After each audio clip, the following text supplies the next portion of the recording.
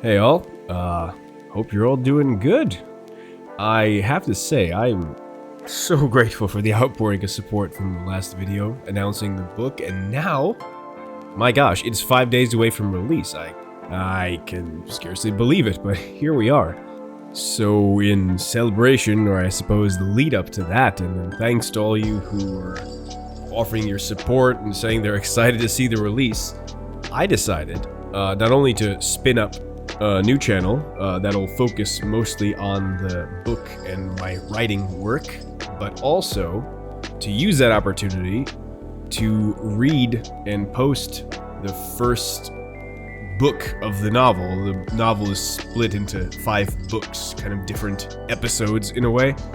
So I decided to read the first one and post it up here on the new channel, and I'll be collaborating with the Ursinus channel for the gaming stuff, so that way y'all can have access to it and see it in both places, because why not?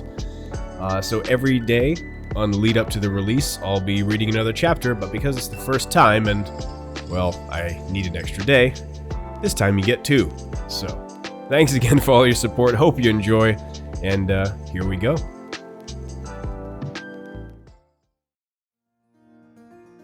Heretic by Mitch Sweet. Book 1. Enkindled. Chapter 1. He was back there, again, the suffocating heat threatening to sear flesh from bone, the acrid smoke burning his lungs as he desperately tried to maintain his focus. This is what his curiosity, his doubt, his need to know had finally driven him to.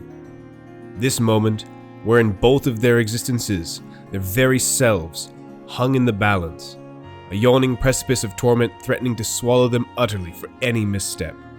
Yet in that moment, clutching the obsidian dagger pressed against his left palm, his sight was captivated by one solitary vision. Her. Aloft before him, beautiful, terrible, smoldering, just as she had appeared to him over the many months during which he had delved ever deeper through the veil to the infernal places in which she dwelled, to which she was bound. But now she was so very, unbearably tangible, so real. Her burning gaze was fixed upon him, and he had no choice but to meet it. A myriad of emotions communicated between them in flashes. Anxious curiosity, how would he, this impulsive creature, choose to act in this critical moment? Earnest fear, what fresh anguish awaited should this last desperate gambit fail? And finally, he glimpsed it, as the iron grip with which she held her will slackened for but a moment. A glimmer of hope, trust, however desperate, from one soul to another. And for him, that was enough. His eyes whipped to his hand as he drew the dagger across his outstretched palm with a sudden, dramatic stroke. Blood spilled over the etched stone tablet that sat ominously before him, the black blade cauterizing the ragged wound almost as soon as it had been made. The dark stone drank the blood in greedily, briefly shimmered, then abruptly disappeared, drawn impossibly in on itself, and leaving only a wisp of tainted ash and smoke in its wake. Then, something which could only barely be described as sound boomed, reverberating around them both. Amusement, derision, hunger, and a horrible, fathomless patience. He looked up frantically, the dagger falling numbly from his grip, their eyes locking again. All was still for a moment, as she looked down upon him, her burning eyes wide, her face a shifting mask of amazement, bewilderment, and courage. Then came the pain. A searing chain plunged into his chest and tore at his heart. He began drawing them together, tethering both at their cores, its pull unyielding, undeniable, and excruciating. He could do nothing but focus on the blazing coals of her eyes, drawing ever closer, as the cost of the bargain they had just sealed became manifest. Yet in those moments of agony, with his mind racing maddeningly between fear, exultation, and insanity, something unexpected escaped his lips. Laughter, framed by a wild, ecstatic smile. It was but the first step on a brutally long road, yes, but it had finally, and so very painfully, been made tangible. As the chain drew her inexorably ever nearer, the heat only grew more intense, the pain ever more inescapable. Her scorching fire washed over him and threatened to obliterate his very existence. It burned the air from his lungs. It scoured away all barriers between them. It was a blazing inferno that finally embraced him. His world was nothing else now. Nothing but blazing light.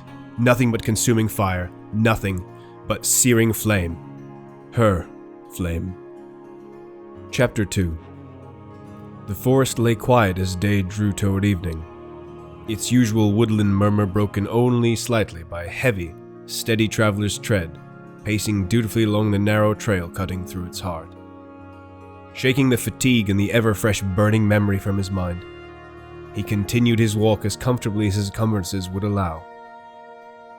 A dark, broad cloak shifted with each step, the telltale glint of armored plate occasionally peeking through the gaps, along with the jingle of woven chainmail. A shield hung strap across his back, and under that a heavy-headed halberd, slung diagonally from shoulder to hip. He was doing his level best to stop the polearm from snagging on the occasional dipping branches that had begun to encroach upon the path, but he had been meeting with, at best, moderate success. As he walked, his eyes roved along the edges of the trail, his ears straining to pick out any sound seemingly out of place within the droning forest hum that provided the backdrop for his journey. Just as monotony and boredom began to once again press against the edges of his attention, he heard it. 3 loud cries, in even timing, from a dove with no business being active this late in the day. He returned the calls he had been instructed. 2 cries in response, to which 2 more were promptly returned from deeper in the wood. Recognizing the signal, he stopped his walk at the trail's center, his arms and armor clanking in mild objection to the abrupt halt. He raised his right hand, palm outward and open, and waited. After a handful of breaths, 3 shapes began to slowly materialize out of the woodland murk into the forms of humans, as they left the brush at the road's edges and approached the traveler at the center of the path.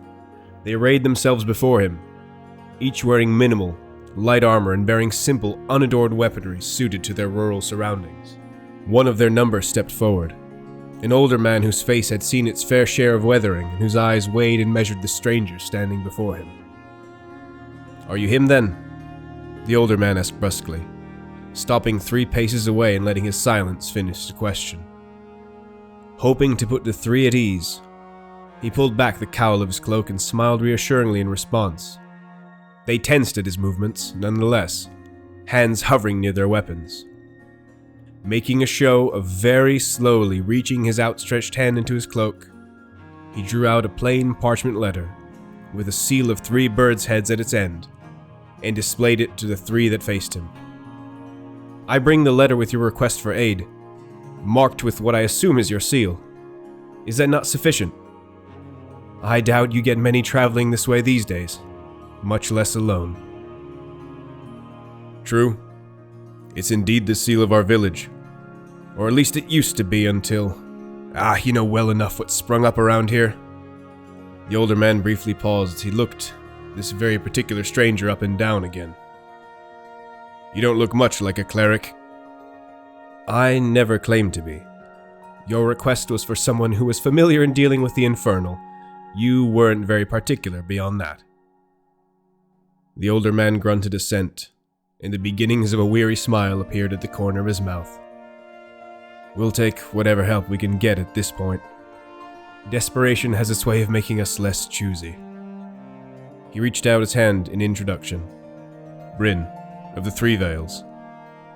"Rion," he replied simply, clasping the offered hand. Bryn shrugged and motioned behind him. "Come, we should get to our camp and we can speak there."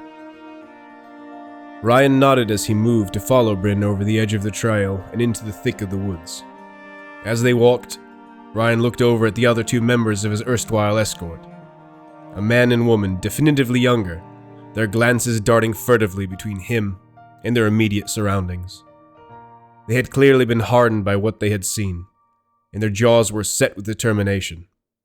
Such acute resolve would continue to be needed, he was certain, and likely soon tested. After half an hour's walk, the four reached a slight clearing nestled deeper into the thick tree cover, a grouping of tents slowly resolving into view. As they walked to the center of the encampment, Rion observed the folk working busily amongst the canvas shelters. Men and women, young and old, all equally displaced, yet all contributing however they could to prepare for the conflict that was inevitably to come. And, somehow, to just survive until then. As they passed various groups of people in the midst of their duties, drilling combat maneuvers, mending armor, preparing food, guarding the perimeter, they were met with inquisitive, hopeful glances, most clearly focusing on this stranger now making his way through their particular corner of the world. Rion met their gazes kindly, and hoped his expression could calm their worry, if but a little. He shifted his cloak further behind his back, revealing his weathered plate and chain armor, as much to reassure those watching him pass by, as to also release some of the smoke from the fires that his traveling garb had been particularly keen about holding on to. As they wended their way toward the large tent at the camp center, Bryn glanced back at Rion again. He looked over the exposed armor, the single oversized, heavy gauntlet hanging from his belt, and the halberd's shaft poking out from behind his back. His eyes finally fixed upon the holy symbol pinned to Ryan's left hip. "You look like you've come well armed, at least," he grunted briefly as his fingers reached out and tapped the symbol. "So what's this then?" Rion glanced at the sigil bound to his waist. The evening light glimmered across the engraved image, a sunrise set within a stylized flame. He gave a grim smile, his eyes glinting in the surrounding camp's firelight. "Another life. I told you, I'm no cleric. But I serve in my own way, and I well know what you face here." Bryn nodded, seemingly resigned to the fact that he would get nothing more out of him. When they finally arrived at the central tent, Bryn held back the flap and beckoned Rion in. "Our small council is waiting. Now, with you here, we need to decide on a course of action."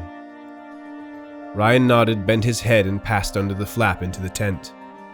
Simple oil lamps lit the interior, and he saw two people seated at its center. An older woman, her graying hair pulled back in a tight bun, dark eyes intensely examining the newcomer entering their space. And a middle-aged man miserably hunched over and huddled into his worn cleric's robes, tiredly glancing up at this new, unfamiliar face. Bryn followed Rion in, the other two escorts taking up posts at the tent's exterior, on either side of the entryway. Bryn took his place in a third, empty chair and cleared his throat. "I must introduce Vama, our elder and mayor, and Balin, our town's cleric. We represent the Three Veils in exile, which has called for aid."